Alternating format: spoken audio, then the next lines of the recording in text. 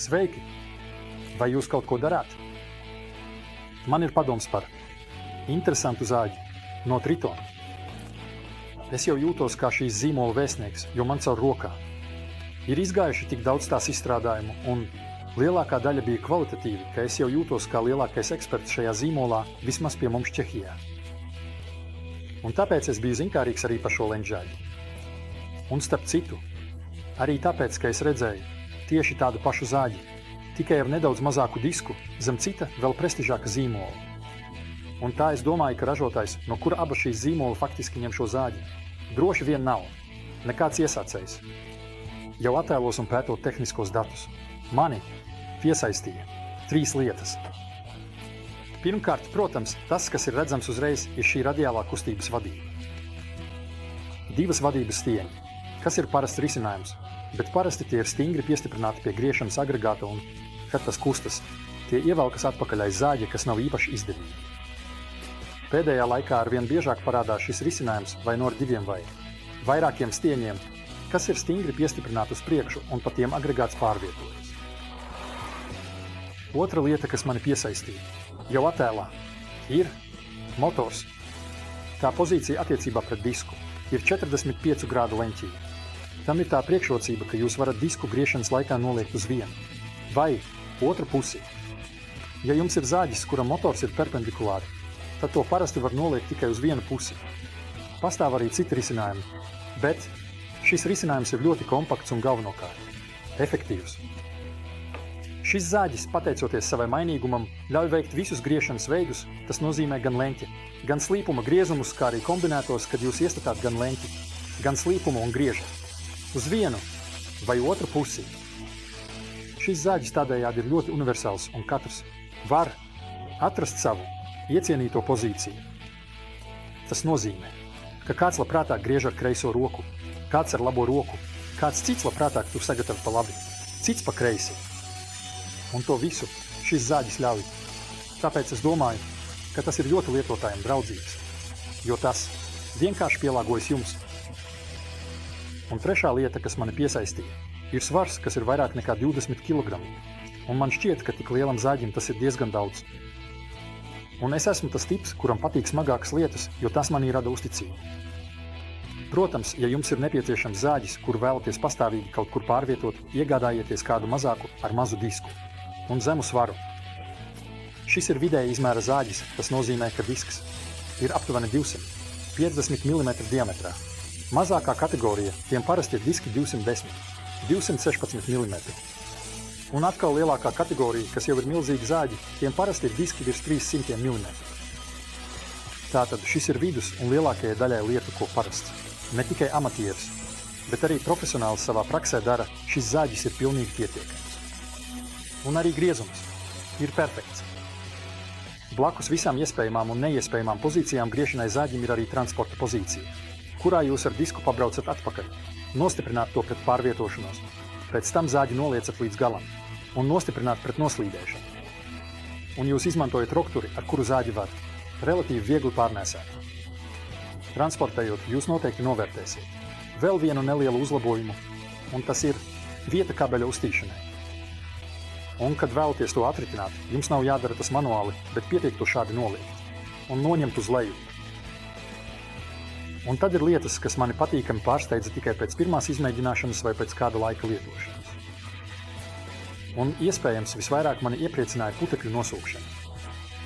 Šī zāģa ražotnē jau aiz diska ir liels tunelis skaidas novadīšanai, bet diemžēl šajā tunelī nonāk noteikti mazāk nekā pusi no visām skaidām, kas ir žēl, jo pietiek ar pavisam vienkāršu pagaidu risinājumu, piemēram, no kartona, ideāli no kādas plānas, gumijas manšetes. Un tajā brīdī šis zāģis nosūta. Vai novada skaidrs, iespējams vislabāk no visiem leņķa zāģiem, ko es jebkad esmu redzējis. Šajā gadījumā pie šādas konfigurācijas pat es nebaidos izmantot šo zāģi darbnīcā, jo lielākā daļa skaidu nonāk vai nu maisā, vai nosūcējā, ko es izmantoju. Turklāt, vēlos jūs brīdināt, ka šeit ir diezgan liels diametrs, konkrēti 58 mm, un tas faktiski ir standarts, ko atradīsiet. Darbnīcu. Rūpnieciskajos putekļsūcējos, tāpēc parastais putekļsūcēju uzgalis tur nederēs. Un es to risinu tā, ka man ir mana parastā putekļu sūcēja šļūtene. Un tāda rezerves. Vai pagarinājuma šļūtene vēl no Rotsklera. Šīs divas šļūtenes savienoju ar pavisam parastiem uzgaļiem. Un abos galos man ir tie lielie, kas der putekļu sūcēju. Tas nozīmē vienu ielieku putekļu sūcējā, otru ielieku šeit zāģī un veicu atsūkšanu. Un tas, protams, ir vēl nedaudz labāk nekā tad, ja tur ir tas maiss, jo gaisa plūsma aiznes arī tās citas skaidras, kas citādi ietu garām. Kad es teicu, ka visvairāk mani iepriecināja tas nosūkšanas process, tas bija nedaudz pārspīlēts, jo, protams, pirmais, kas jūs interesē pie leņķzāģa, ir precizitāte. Tātad, arī precizitāte mani iepriecināja, jo neko neregulējot. Tas griež ļoti precīzi. Runājot par precizitāti, man jāpiemina arī lāzers. Es personīgi lāzeru neizmantoju ļoti bieži, bet šis ir patiešām labi izstrādāts. Iepriekšējās zāģēs, kuras man bija lāzeri, parasti atradās zem diska, un tas nebija īsti tas, ko vajadzēja. Šis faktiski darbojas uz līdzīga principa, kā mūsdienās dažām zīmēm ir baltas diodas. Un disks tad met ēnu uz sagatavas. Un pēc tā jūs nosakāt griešanas līniju. Šeit ir kaut kas līdzīgs, tikai baltās diodas vietā ir sarkana. Un jūs faktiski arī projicējiet staru caur disku. Pateicoties tam, ka disks var noliekties uz abām pusēm, arī abi atduras lineāli. Ir jābūt faktiski regulējumiem gan pa labi, gan pa kreisi, kas šeit arī ir. Turklāt paaugstināto daļu var vienkārši noņemt, izmantojot tādus ātrās atbrīvošanas ekscentus. Un apakšējās zemās lineāla daļas ir ar caurumiem, ar kuru palīdzību varat piestiprināt arī savus pašus atduras.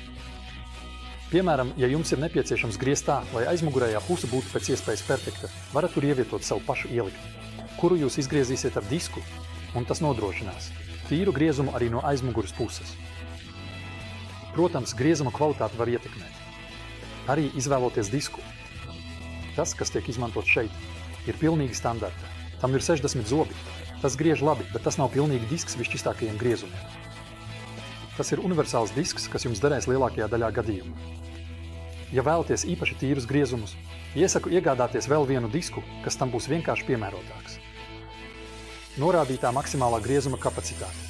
No pirmā acu uzmetiena neizskatās ļoti pievilcīga, bet tas ir tāpēc, ka tā ir griezuma dziļums vai augstums, visā radiālās kustības platumā. Ar šo disku jūs varat izgriezt arī daudz, biezāku materiālu līdz pat 100 mm, taču ne visā šī diapazona platumā. Protams, ir iespējams paplašināt galdu. Šeit tie ir tādi atduras. Uz divām vadības stangām, tāpēc tie ir diezgan stabili.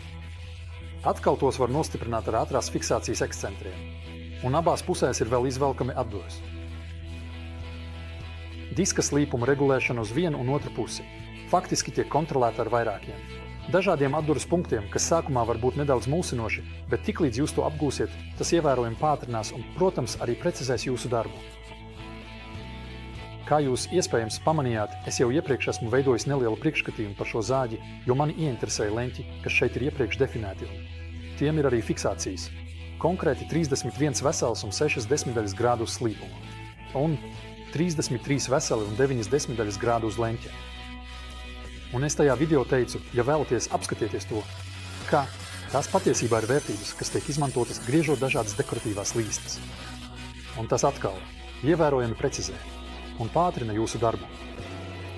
Kas attiecas uz slīpuma iestatījumu, tas ir 50 grādi. Gan pa labi, gan pa kreisi. Tur atkal ir fiksētas pozīcijas, bet jūs varat pilnībā izslēgt šo fiksāciju, iestatīt jebkuru vēlamo pozīciju. Un pēc tam vēl izmantot mehānisko bremzi. Arī šis zāģis spēja veikt rievu griešanu. Griešanas dziļums, rievu, griešanas laikā faktiski tiek kontrolēts ar vienkārši fiksācijas mehānismu. Tas ir diezgan ērti. Arī gadījumā, ja vēlaties vispirms veikt priekšgriezumu, lai nodrošinātu tīrāku griezumu, tāpēc jūs varat iestatīt priekšgriezuma dziļumu, izgriezt to, pēc tam atlocīt atduri un izgriezt. Pilnībā visu materiālu. Ar to jūs nedaudz samazināt šķiedru izraušanu. Dažām leņķa zāģiem man bija problēmas ar atbloķēšanas sistēmu. Pat es to dažreiz pastādīju. Deaktivēju, jo ar labo roku to varēja labi atbloķēt, bet kad vajadzēja to darīt. Ar kreiso roku tas jau bija problēma. Šeit Triton zāģim tas ir izveidots tā, ka to var ļoti labi vadīt ar abām rokām. Es apzinos, ka līdz šim esmu tikai slavējis, bet tas ir vienkārši tāpēc, ka šis zāģis, manuprāt, ir veiksmīgs un galvenokārt. Man ar to labi strādājas. Un tāpēc es gribētu izcelt vismaz vienu sīkumu, kas, manuprāt, nav pilnīgi labi izdomāts. Un tas ir šis stiprinājums, kas ir no viena gabala. Tātad, ja jums ir nepieciešams mainīt augstumu no plāna sagatavas uz kādu biezu, tad jums ir jāskrūvē un jāskrūvē, un tas aizņem ļoti ilgu laiku, jo šeit nav ne kustīga mehānisma, ne ātrskrūvēšanas mehānisma, kas ir diezgan žēl. Tomēr, to varētu diezgan vienkārši izdarīt. Nav šaubu, ka šis zāģis ir tiešām izdevies. Man ar to arī labi strādājas, tāpēc, ja meklējat. Līdzīgi izmēra zāģi, līdzīgi aprīkotu zāģi šajā cenu kategorijā. Ap 15 000, tad es domāju, ka šim Triton modelim nevajadzētu trūkt jūsu šaurākajā izvēlē. Paldies, ka skatījāties! Lai jums jauka diena! Un dariet kaut ko!